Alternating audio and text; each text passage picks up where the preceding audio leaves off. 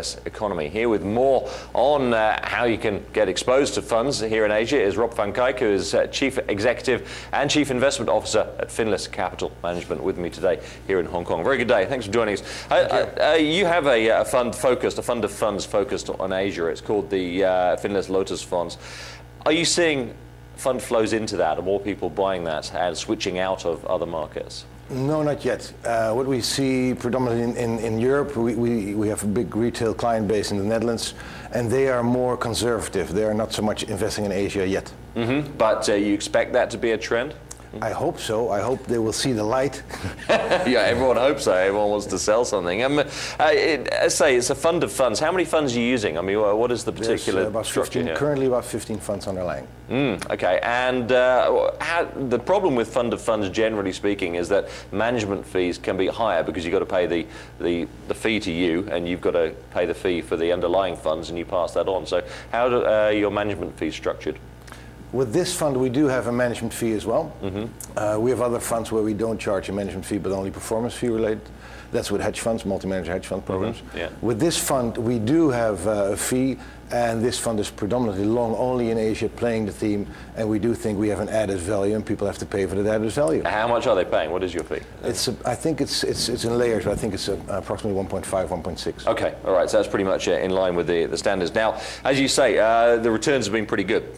This year, up 17% or so year to date. So the last figures I've got, I think that was to the end of August. Last year, it actually lost 3%. That suggests, to me at least, that you need some market volatility to make money. Is that correct? No, last year we were still too much in Japan, and that has hurt us very much.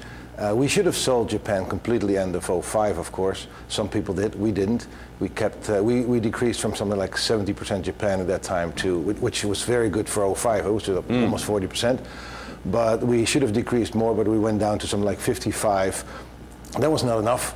And unfortunately, we didn't sell Japan more. Have you sold it now this year? We are now about 40% Japan, and we have big benefit, of course, this year from our A shares in China, which is something like 20%, has risen enormously over the last 2 years. And, are you sticking with those, or are you going to switch into H shares in Hong Kong? We are a little bit, because of the enormous rise, it has become such a big portion of the portfolio, we do have to decrease it over time.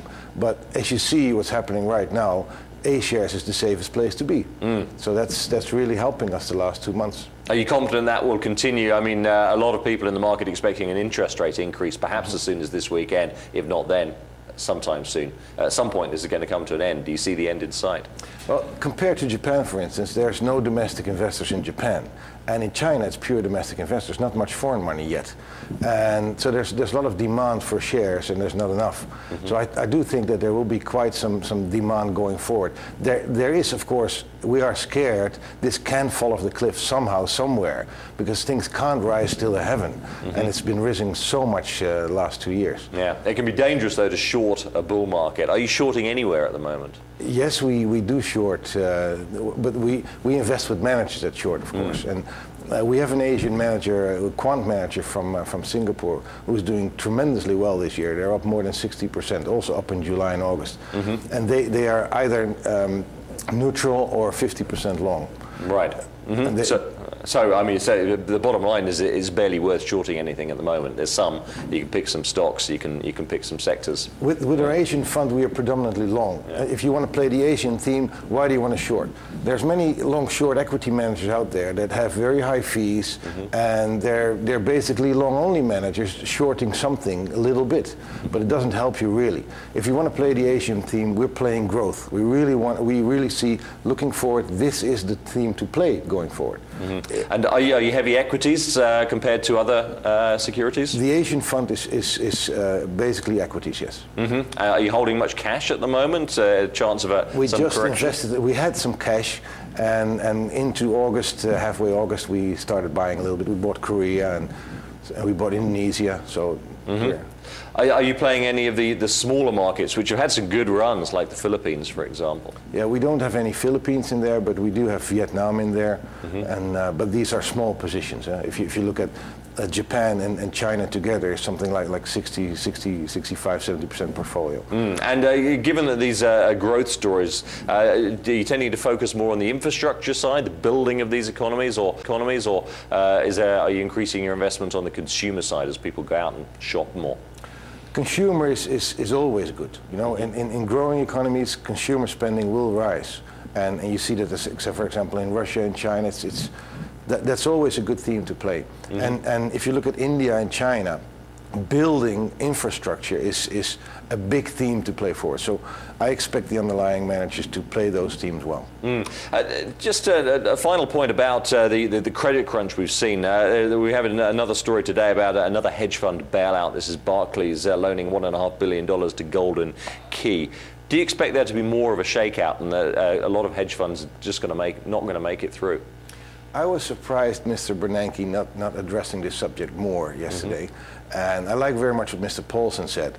I do think this crisis is going to be big. I think it's going to take a lot longer.